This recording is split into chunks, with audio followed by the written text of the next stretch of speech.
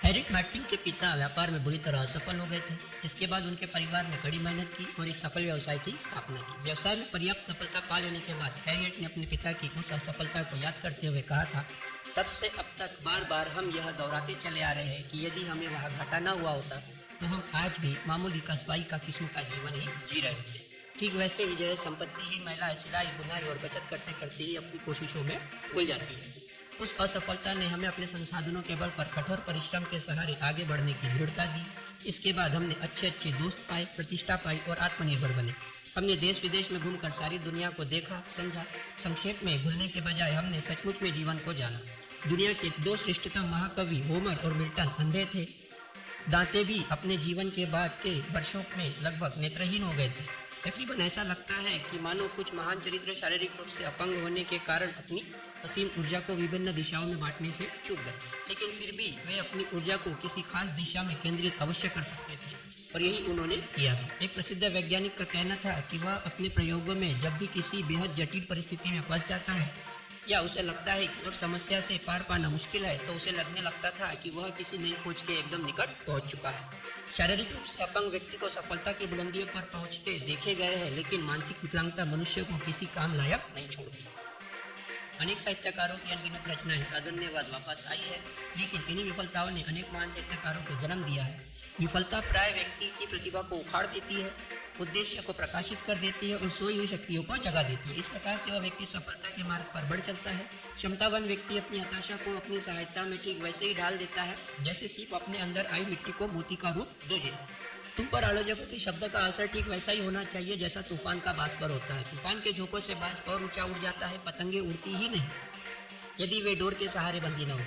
जीवन के साथ भी ऐसा ही है। जो आदमी तमाम जिम्मेदारियों से बंधा हुआ है उसकी उड़ान ज्यादा ऊंची और तीव्र होगी, उसमें अधिक शक्ति भी होगी। दूसरी ओर जिम्मेदारियों से बंधने से आजाद व्यक्ति हमेशा कीचड़ में ही लौटता रहता है।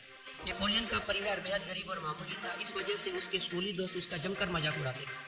परिणाम स्वरूप उसने स्वयं को किताबों में डुबो लिया। कुछ ही समय पश्चात वह तमाम विषयों में अपने सहपाठियों से आगे निकल गया और उसके दोस्तों के मुंह बंद हो गए। शीघ्र ही उसे पूरी कक्षा का सर्वश्रेष्ठ और मेधावी छात्र माना जाने लगा।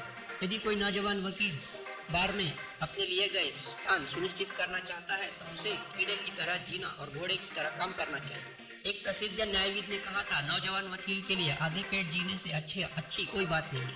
बहुत सारे लोग में विलक्षण कुदरती प्रतिभा थी, चूंकि वह प्रतिभा बाधाओं की कसौटियों पर कभी कसी नहीं जा सकी, इसलिए व्यर्थ होकर रह गए या उन्हें वैसी कठिनाइयों से संघर्ष नहीं करना पड़ा जिनसे मुकाबला करने के लिए इसकी सोई हुई शक्तियों को जगाने की आवश्यकता आ पड़े। हमारे वंश और परिवार की कमजोरी या दरिद्रता हमारी प्रगति को बाधित तो कर सकती है, लेकिन उसका असर वैसा ही होता है जैसा किसी नदी के प्रवाह में बर्फ या कूड़ा जमने से थोड़ी देर के लिए ठहराव आ जाता है।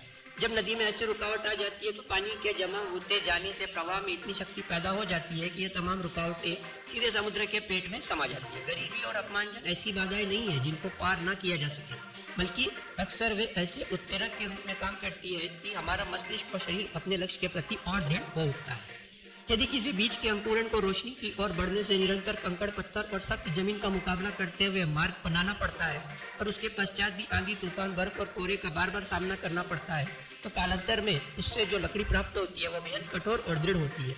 शत्रुओं को प्रेम करने की बात कायदे से बिल्कुल ठीक है, क्योंकि हमारे शत्रुओं के अंदर ही हमारे सबसे लाभदायक मित्र भी छिपे होते हैं। वे हमें तब भी सत्य से अवगत कराते रहते हैं जबकि हमारे दोस्त हमसे मुंह फेर चुके होते हैं।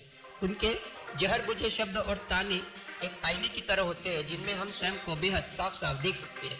ये निर्दयी डंक और दबाव अक्सर हमें ज्यादा बड़ी कामयाबी और ऊंचे प्रयासों की ओर प्रेरित करते हैं। हमारे दोस्त हमारी कमियां छिपा देते हैं और चुनौती तो कभी नहीं देते, जबकि हमारे शत्रु हमारी सारी कमजोरियों को खींचकर रोशनी में ला खड़ा करते हैं। हम इन चुनौतियों और बेपर्दगी से वैसे ही भागते हैं जैसे जर्राह के नश्तर से भागते हैं, लेकिन असल में उनसे फायदा ही होता है। वे हमें उन गहराइयों तक पहुंचा देते हैं जहां हम कभी नहीं पहुंचते थे और हम पुनः अपने संकल्प पर दृढ़ हो जाते हैं। हम अपने विरोधियों के विजेता हैं। वे हमारे अंदर उन शक्तियों को जागृत कर देते हैं जिनके सहारे हम उन्हें पछाड़ सकते हैं। उनके विरोध के बिना हम स्वयं को अपने जैसा ठोसपन और सुरक्षा दे नहीं सकते जो हमें चाहिए। हमारी परीक्षाएं, हमारे शौक और हमारे दुख हमारे अंदर एक साथ विकसित हो जाते हैं। जिस व्यक्ति ने कठिनाइयों को जीत लिया है, विजय के लक्षण उसके चेहरे पर साफ देखे जा सकते हैं। विलक्षण विजय भाव निरंतर उनके चेहरे पर विराजमान रहता है। इस जॉन केल्विन ने 17वीं और 18वीं सदी के धर्मशास्त्र को परिभाषित किया। उसे कई वर्षों तक बीमारियों की यातना झेलनी पड़ी थी। कुछ ऐसा ही किस्सा रॉबर्ट हॉल का भी है। जिन महान लोगों ने हमारी दुनिया को नई ऊंचाइयां प्रदान की, उन लोगों की परिस्थितियां कतई सुखद नहीं थी, बल्कि वे तो ताउम्र ही विपत्तियों में फंसे रहे और बामुश्किल आगे बढ़ सके। ईश्वर के लिए इससे भव्य दृश्य कोई नहीं होता कि एक ईमानदार व्यक्ति कठिनाइयों के विरुद्ध संघर्षरत है। जब अनॉक्सीमेंडर को पता चला कि उसके छात्र भी उसके गायन का मजाक उड़ाते हैं, तो उसका कहना था कि तब जो मुझे और सीखना चाहिए। दृढ़ चरित्रों को दृढ़ता उनकी आलोचना के चलते और बढ़ जाती है। कुछ लोग तब तक अपने आप को भली भांति पहचान नहीं पाते जब तक वे कठिनाइयों और विपत्तियों और असफलताओं तथा दूसरे की निंदा का सामना नहीं करते। परीक्षा की घड़ी में वे और तपते हैं। असफलता उनकी सफलता की दलील बन जाती है। यह पराजय ही है जो हड्डी को चकमक पत्थर के सामने कठोर बनाती है। पराजय ही है जो व्यक्ति को अपराजय बनाती है। आज जो व्यक्ति शिखर पर दिखाई देते हैं, उनकी विजय में पराजय का योगदान बेहद महत्वपूर्ण रहा है।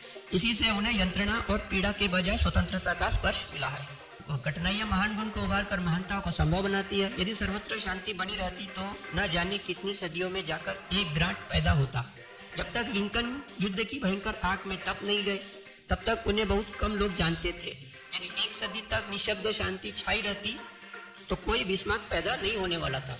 यदि दास प्रथा का अस्तित्व न होता तो इतिहास संभवतः फिलिप्स और गैरिसन जैसे व्यक्तित्वों से अछूता ही रह जाता।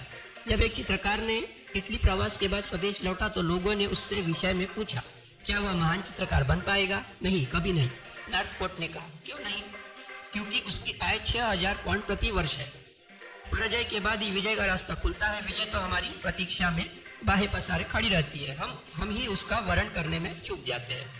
धन की चमक प्राय कलाकार की कला और उसकी आत्मा को सतही चमक दमक से ढक देती है। उसके सामने मुकाबला करने के लिए कुछ महान चुनौतियों का होना आवश्यक है। कठिनाइयों की फुहार से उसके रेशे में ताजगी और लचीलापन आ जाता है। सर्वश्रेष्ठ औजार अपनी दृढ़ता आग से प्राप्त करते हैं और उनकी धार रेती की शान पर घिस घिस कर तेज होती है। महान व्यक्तित्व भी इसी प्रकार से निखरते हैं। हीरा जितना सख्त होगा, उसकी चमक उतनी ही तेज होगी और उसे तराशने में भी उतनी ही मुश्किलें आएगी। स्वयं इसकी धूल ही उसकी सुंदरता को लंबे समय तक छिपाए रखती है। यदि चीजों में रगड़ न लगे तो कोई चिंगारी कभी न निकले। इसी प्रकार मनुष्य के अंदर के द्वंद्व ही उसके अंदर की आग को धधकाते हैं। एक कार झटके खाते हुए अचानक अपने सामने से आ रहे ट्रक के सामने रुक गई। सड़क गीली थी, इसलिए ट्रक के भारी भरकम पहिए ब्रेक लगने के बाद भी लगातार फिसलते रहे। यदि 10 घोड़ों और अनगिनत आदमियों को भी लगाया जाता तो भी ट्रक शायद आसानी से न रुकता। इसी बीच कार ड्राइवर ने एक टोकरी मिट्टी ट्रक के पहिए के सामने डाल दी और अगले ही क्षण ट्रक झटका खाते हुए रुक गया। तब एक मुसाफिर ने कहा था, घर्षण बड़ी अच्छी चीज है। उड़ती हुई चिड़िया की उड़ान में बाधा डालने वाली एकमात्र रुकावट हवा है।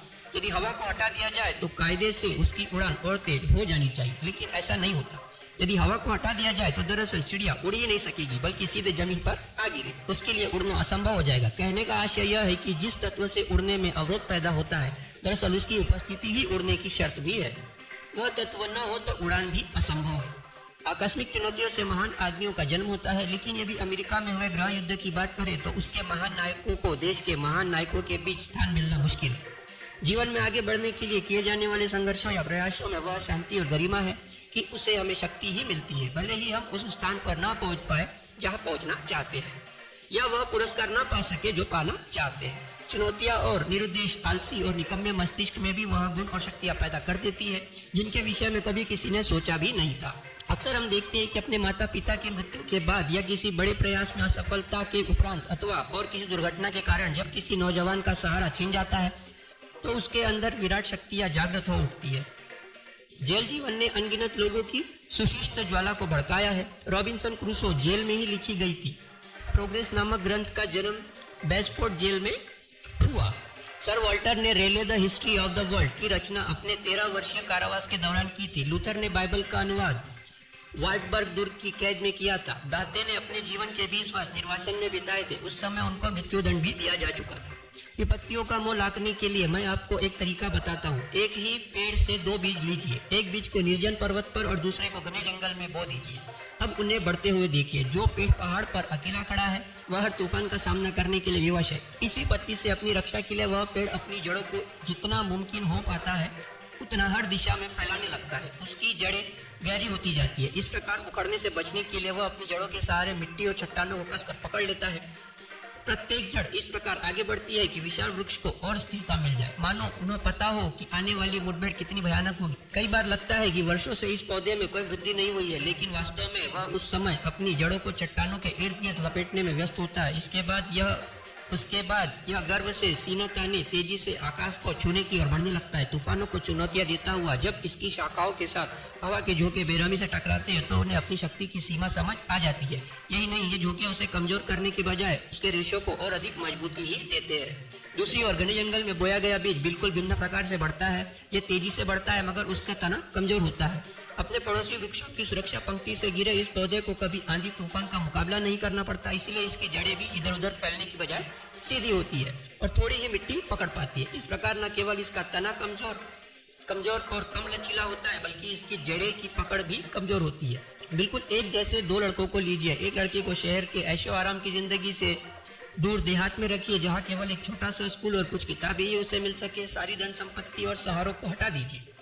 अब यदि उसमें वाकई संभावना है तो वह आगे बढ़ जाएगा, वह सफलता का पथ पकड़ लेगा और बाधा पर विजय प्राप्त करते हुए अगली चुनौतियों के लिए और शक्ति अर्जित करता जाएगा। यदि वह गिरता है तो अधिक दृढ़ संकल्प के साथ फिर खड़ा उठेगा। रबड़ की गेंद के सदृश जितनी कठोर बाधा होगी उतनी ही वह और ऊंचा उठ जाएगा। बाधाएं और विरोध जीवन की व्यायामशाला के वे उपकरण है जिनमें व्यक्ति का व्यक्तित्व निखरता है। जो उसकी विपन्नता का मजाक उड़ाते हैं वह उन्हें अपना सम्मान करने पर विवश करता है। दूसरे लड़के को एक सुविधा संपन्न परिवार में रख दीजिए, उसे फ्रांसीसी और जर्मन शिक्षिकाएं उपलब्ध करा दीजिए, उसे महान शिक्षकों की देखरेख में हार्वर्ड में शिक्षा दिलाइए, उसे पैसा खर्च करने की पूरी छूट दे दीजिए, जहां वह चाहे घूमने दीजिए और मन चाहे शौक पूरा करने की छूट दे दीजिए। रुपया पैसा और सभी सहारे हटा देने या न होने पर भी जो व्यक्ति जीवन पथ पर डगमगाता नहीं वह सफल मनुष्य कहलाने का हकदार है। अब दूसरे दृश्य में आइए, दो लड़कों के आमने सामने हैं। शहरी लड़का अपने देहाती बिरादर को देखकर शर्मिंदा है। देहाती लड़के के सादा तार कपड़े, सख्त हाथ, रूखा चेहरा और बेडब आदतें उसे शहरी लड़के से सुरुचिपूर्ण कपड़ों और आदतों के सामने फीका कर देती है। गरीब लड़का अपने दुर्भाग्य को कोसता है, वो पश्चाताप करता है कि उसे जीवन में कोई अवसर नहीं मिला और शहरी लड़के से ईर्ष्या करने लगता है। वह सोचता है कि यह प्रकृति की क्रूर इच्छा है, उन दोनों के बीच इतना भेद पैदा हो गया। कुछ वर्ष बाद वो दोबारा मिलते हैं। अब वे वयस्क हो चुके हैं, कितना बदल चुके हैं। जैसे तजुर्बेकार कारागीर देखते ही मजबूत पहाड़ी, पेड़ और कमजोर जंगली लकड़ी में फर्क कर लेता है, ठीक वैसे ही उनका फर्क भी साफ देखा जा सकता है। एक के चेहरे पर आत्मविश्वास साफ बता देता है कि वह अपने बल और श्रम के सहारे यहाँ तक पहुंचा है, जबकि दूसरा अपने परिवार की संपन्नता और प्रभाव के सहारे यहाँ तक पहुंचा है। जब ईश्वर किसी को शिक्षा देना चाहता है तो उसे सुविधा संपन्न स्कूल में नहीं भेजता, वह उसे बाधाओं के स्कूल में भेजता है। जोसेफ खाइयों और कारावास से होते हुए राजगद्दी तक पहुंचा था। अपनी दैवी मानवीयता की लेखनी को हम पहचान ही नहीं पाते। हमारे अंदर भी ईश्वर का वास है, हमें उसका तब तक पता नहीं चलता जब तक कि कोई बड़ी चुनौती सामने नहीं आ जाती या हमारी कामनाएं हमें किसी आवश्यकता की पूर्ति के लिए विवश नहीं करती। सेंट पॉल रोमन जेल में थे, जॉन हर्सल्ट कॉन्स्टेंट में फांसी के तख्ते पर थे, टिंडल एडमस्टन स्थित अपनी काल कोठरी में जीवन की अंतिम सांसें गिन रहे थे और मिल्टन क्रांति की पश्चात सुनते हुए आराम से ओल्ड गेट की सड़कों पर दो लड़कों को पढ़ा रहे थे। जबकि डेविड लिंस्टन बेहद कमजोरी की अवस्था में अफ्रीका की एक झोपड़ी में मर रहे थे। वे स्वयं को न जाने असफल मानते होंगे, इसके बावजूद उनकी इन प्रत्यक्ष यंत्रणाओं में भी ईश्वर कितना महान उद्देश्य छिपाए हुए था। एक बार दो लुटेरे एक फांसी घर के पास से गुजर रहे थे। फांसी घर को देखते हुए उनमें से एक ने कहा, हमारा पेशा कितना मजेदार होता यदि ये फांसी घर ना होते। धत बेवकूफ, दूसरे ने कहा, इस फांसी घर की वजह से ही तो हम सलामत हैं। यदि ये फांसी घर ना होते तो हर कोई हमारी तरह लुटेरा ही होता। हर काला व्यवसाय और काम के साथ ऐसा ही है। चुनौतियां और मुश्किलें ही तो है जो अयोग्य प्रतियोगियों को दूर रखती है। सफलता चुनौतियों से संघर्ष करने में ही पैदा होती है। स्माइल्स कहता है, यदि चुनौतियां ना होती तो कामयाबी भी ना होती। अथक परिश्रम की आवश्यकता ही मानव का विकास का स्रोत है और व्यक्तियों के विकास से ही राष्ट्रों का विकास होता है। इसी से एक से बढ़कर एक आविष्कार और युगांतकारी सफलताओं को जन्म दिया गया। अपने पंजे मुझ में गड़ा दो। बर्मिंघम ऑर्केस्ट्रा में प्रवेश करते हुए मिडलसन ने अपने आलोचकों को कहा था, मुझे यह मत बताओ कि तुम्हें क्या पसंद है, बल्कि ये बताओ कि तुम्हें क्या ना पसंद है। हंटर का कथन था कि सर्जरी की कला कभी विकसित न हो पाती यदि व्यवसायी लोग अपनी उपलब्धियों के साथ साथ विफलताओं को भी प्रकाशित करने की हिम्मत न करते। डॉक्टर पिबाड़ी कहते हैं कि नौजवानों को बताना जाना चाहिए कि उनकी इच्छाएं निष्ठक मार्ग पर चलकर सहजता से पूरी नहीं होगी। कभी कभार ही कोई व्यक्ति बिना कठिनाइयों और बाधा के उस लक्ष्य तक पहुंच पाता है जहां उसे सफलता का संतोष मिले। ऐसा व्यक्ति उन्हें अवरोध के रूप में दिखेगा। लेकिन यदि उसे कठिनाइयों का सामना करने और उन पर विजय प्राप्त करने का अवसर मिलता तो वह जान जाता कि वे बाधाएं नहीं सहायताएं हैं। बाधाओं पर विजय प्राप्त करने से लाभदायक कार्य और कोई नहीं है। जब सर्वेटान्स ने डॉन क्विक्सोट लिखा तब वह मैड्रिड जेल में थे। वह इतने निर्धन थे कि अपने लेखन की अंतिम अवस्था में उनके पास कागज भी नहीं थे, इसलिए उन्हें चमड़े के टुकड़ों पर ही लिखकर संतोष करना पड़ा। एक धनी व्यक्ति को जब उनकी सहायता करने के लिए कहा गया तो उसने जवाब दिया, भगवान करे कि उसकी जरूरतें पूरी हो जाए, क्योंकि इसी निर्धनता से दुनिया को संपन्नता मिल रही है। किसी भी व्यक्ति की सफलता का रहस्य उसकी विजय में नहीं बल्कि पराजय में छिपा होता है। बीथोवन ने रोशिनी के बारे में कहा था, वह एक बढ़िया संगीतकार बन सकता था यदि उसे लड़कपन में इतनी सुविधाएं न मिलती जितनी सुविधा के साथ वह धुनें रचता है। उसने उसे बर्बाद कर दिया है। जब हम अपनी दिली तमन्नाएं पूरी करने के लिए संघर्ष करते हैं तो हमारा कौशल श्रेष्ठता के शिखर पर होता है। वाटर्स कहता है कि ज्ञान और आगे बढ़ाने के लिए किए जाने वाले संघर्ष में मस्तिष्क दृढ़ होता है, इंद्रियों से अनुशासन पैदा होता है, निर्णय क्षमता प्रखर होती है, आत्मनिर्भरता बढ़ती है और सोचने की ताकत और चारित्रिक दृढ़ता की प्राप्ति होती है। कौसुद अपने आप को ऐसी तपी हुई आत्मा मानता था जिसकी आंखें पीड़ाओं से प्रखर हुई। पास के बच्चे जैसे ही उड़ान योग्य होते हैं वे उड़ना शुरू कर देते हैं। वयस्क बाद उनके पंख नोच कर घोंसले से बाहर फेंक देते हैं। शिशु अवस्था में हुआ यह आरंभिक कर्कश अनुभव ही उन्हें इतना शक्तिशाली बना देता है कि वे आगे चलकर पक्षियों के राजा का रुतबा पा जाते हैं। इसी में उनमें अपने शिकार का पीछा करने और दबोचने की वह शक्ति आ जाती है जो किसी और दूसरे पक्षी में नहीं मिलती। जो लड़के दबे कुचले और भीड़ में चलते हैं, लाते खाते हैं, प्राय बाहर निकल जाते हैं, जबकि उन्हें यह असुविधाएं नहीं मिलती। वे प्राय बाहर निकलने में असफल रह जाते हैं। वे आगे बढ़ने की बजाय वापस लौट जाते हैं। मेरी शक्ति का स्रोत मेरी विजय नहीं बल्कि मेरी पराजय थी। वृद्ध साइडन एम पाइजेंस का कहना था, इतिहास के आरंभ से ही हिब्रुओं को यातना के अलावा कुछ नहीं मिला। इसके बावजूद उन्होंने ही दुनिया को सर्वश्रेष्ठ गीत, बेहतरीन कहावतें और सबसे कर्णप्रिय संगीत दिया। उनके मामले में ऐसा लगता है कि यंत्रणा से उन्हें समृद्धि मिलती है और जहाँ लोग भूखों मर जाते हैं वहाँ वे फूल खिला देते हैं। कई राष्ट्रों के जीवन स्रोत वही लोग के हैं। विपत्ति उनके लिए बसंत की सुबह जैसी है जो धुंध भरी होते हुए भी कोमल है, जिसकी ठंड कीटों को तो मार देगी लेकिन पौधे को सुरक्षित रखेगी। क्रीमिया की जंग में तोप का एक गोला किले के अंदर बगीचे में जा गिरा। उस सुंदर बगीचे में उसने तबाही मचा दी, लेकिन उसकी खूबसूरती राख के नीचे से पानी का एक फव्वारा बह निकला जो बाद में हमेशा एक झरने की शक्ल में बहता रहा। दुर्भाग्य और विपत्तियां हमारे हृदय में जो बदनुमा दाग पैदा करती है उनसे अक्सर समृद्ध अनुभवों की एक लंबी श्रृंखला और आनंद के अनवरत को बहने वाले झरने फूटते हैं। जो हाथ से निकल गया उस पर पश्चाताप मत करो। हो सकता है ईश्वर इसमें भी कोई ऐसा भव्य लक्ष्य दे दे जो वह आपकी संपन्नता के कुहासे के चलते आपको दिख ना पा रहा हो। संपन्नता की बैसाखियों को फेंक कर तुम्हें अपने पैरों पर खड़ा होना पड़ेगा, तभी तुम अपनी निष्क्रिय पड़ी पेशियों में जान फूंक पाओगे। ईश्वर द्वारा तुम्हें अंदर छिपाकर रखे गए हीरे की विपन्नता को की सख्त चोटें ही तराश सकती है। ईश्वर जानता है कि हमारे जीवन का मधुरतम संगीत कहाँ है और किस प्रयास और अनुशासन से उसे बाहर निकाला जा सकता है। कोहरा, बर्फ, तूफान और बिजली वह शिक्षक है जो लघु बीज को शक्तिशाली वृक्ष का आकार और दृढ़ता देते हैं। उसके लिए गर्मियों की कड़क ठंड भी उतनी ही आवश्यक है। आधी सदी तक अपने अस्तित्व के लिए आंधी, तूफान और विपत्तियों से मुकाबला ही उसको उपयोगिता देता है। इस संघर्ष के बिना यह दृढ़ और टिकाऊ बन ही नहीं सकता। सबसे सुंदर उपयोगी लड़की शीतल जलवायु स्थानों के बजाय उन स्थानों पर पैदा होती है जहाँ पेड़ों को कड़क ठंड और आंधी तूफानों का लगातार सामना करना पड़ता है। बहुत सारे लोग अपने आप को तब तक पहचान ही नहीं सके जब तक उनका सब कुछ नष्ट नहीं हो गया। कठिनाइयों ने उन्हें इसलिए निर्वस्त्र कर दिया है क्योंकि वे स्वयं को पहचान सके। बाधाएं और कठिनाइयों के वे छेनी और हथौड़े हैं जो शक्तिशाली जीवन के सौंदर्य को प्रदान करते हैं। पहाड़ों की निशब्दता मनुष्य की आहट से टूट जाती है। विस्फोटों की गरज उनकी सदियों की शांति को भंग कर देती है। धूल का गुबार उसे बदरंग कर देता है, लेकिन इसी से वे शानदार मूर्तियां बनती है जो सदियों तक चौराहे और घरों की शोभा देती है, जिनसे शानदार महलों के मेहरोबा को गरिमा मिलती है। यदि विस्फोट न होते और चट्टानों पर छेनी हथौड़ों की चोटें न पड़ती तो एक से एक सुंदर मूर्तियां पहाड़ों की गोद में छिपी पड़ी रहती। महान व्यक्तियों के अंदर छिपे फरिश्ते कभी न कभी जागते। यदि प्रेम के विस्फोट, बाधाओं की छेनी और कंकड़ों की घिसाई हमारी आत्मा को तराश कर साफ न करती, भयानक और पीड़ा भाग्य के फेर के चलते जीवन में धैर्य, सहनशीलता और सौंदर्य के दर्शन किसे नहीं हुए। कितने ही उद्योगपति ने सफलता की ओर सबसे भव्य कदम तभी उठाए जब वे पूरी तरह पिट चुके थे। तभी उनमें महान गुण और क्षमताएं भी पैदा हुई। जब रोगों ने उनकी सारी प्रिय वस्तुओं को उनसे अलग कर दिया, यह अवसर होता है जब हम अपनी मुश्किलों में छिपे फरिश्तों का विस्फोट कर मूर्तियों को पहचानने में चूक जाते हैं। हम दुर्भाग्य के विस्फोट और मुश्किलों को नाहक ही कोसते रहते हैं, जबकि हमारे लिए वे वरदान ही होते। कठिनाइयों से अपना बचाव करते जाने की आदत ने अनगिनत लोगों को कष्ट दिया है, जबकि उसकी इच्छाओं को मौत की नींद सुला देने वाली बिजली उस अंधेरे जीवन में एक झरोखा खोल सकती है, जिससे झांक कर वह अपनी स्वयं की झलक पा सकता है। उसकी सबसे प्यारी इच्छाएं तो कब्र की आगोश में चली जाती है, लेकिन धैर्य, सहनशीलता और नवीन इच्छाओं की संभावनाएं पैदा होने लगती है।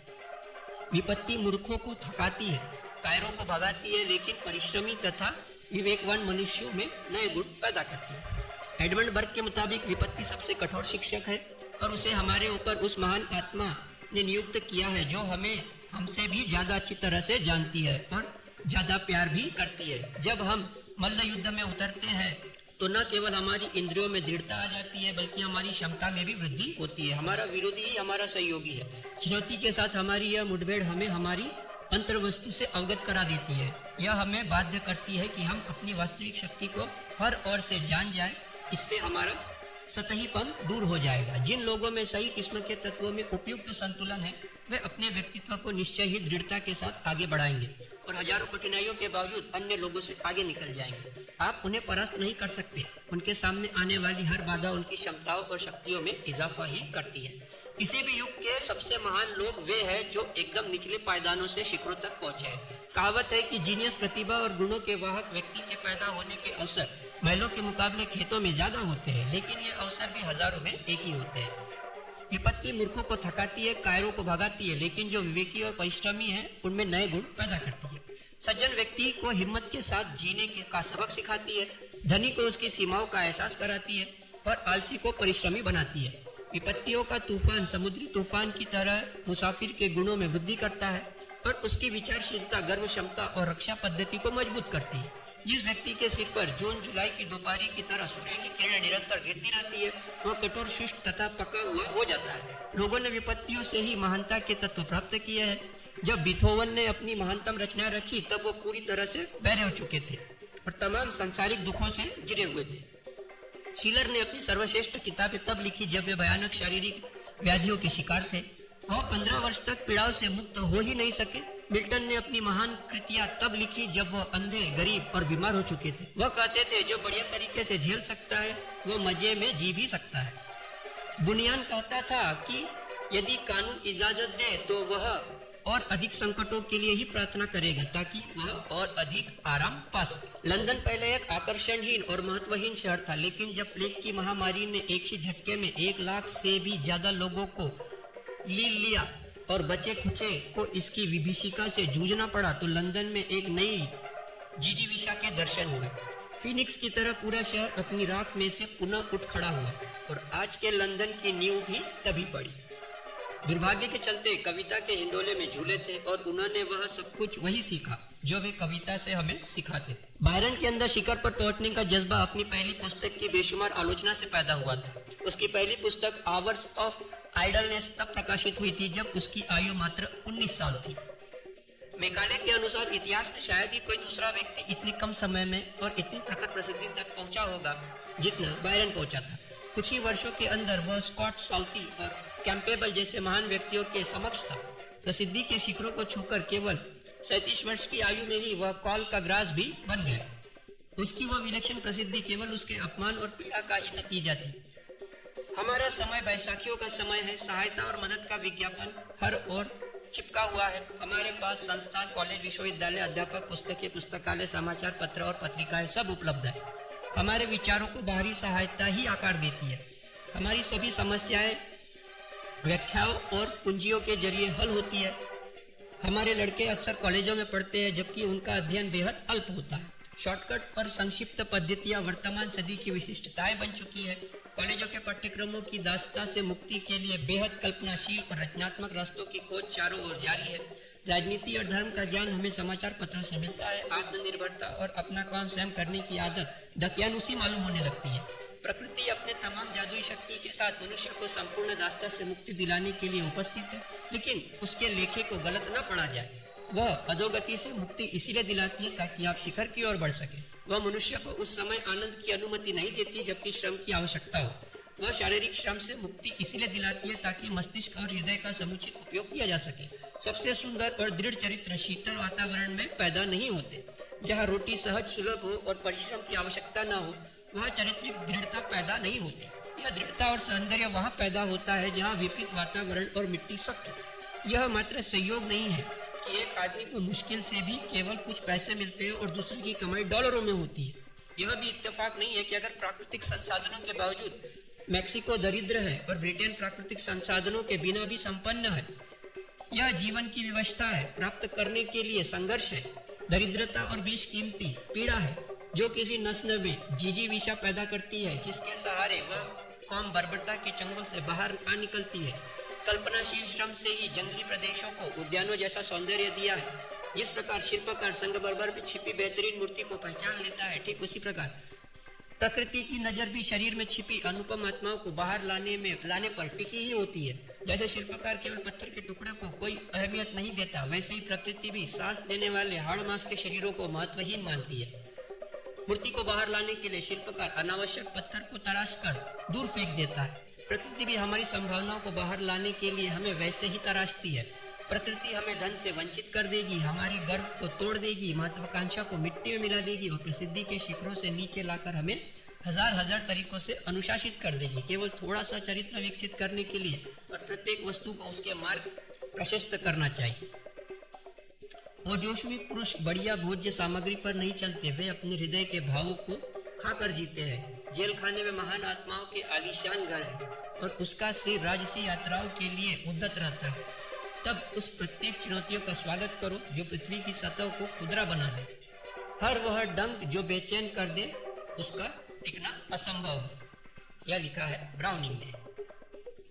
तो जीवन में उन्नति करे। मैं आज के लिए बस इतना ही। तो मिलते हैं आपसे अगले एपिसोड में। तब तक के लिए मैं सूरज सिंह, जय दीजिए, धन्यवाद।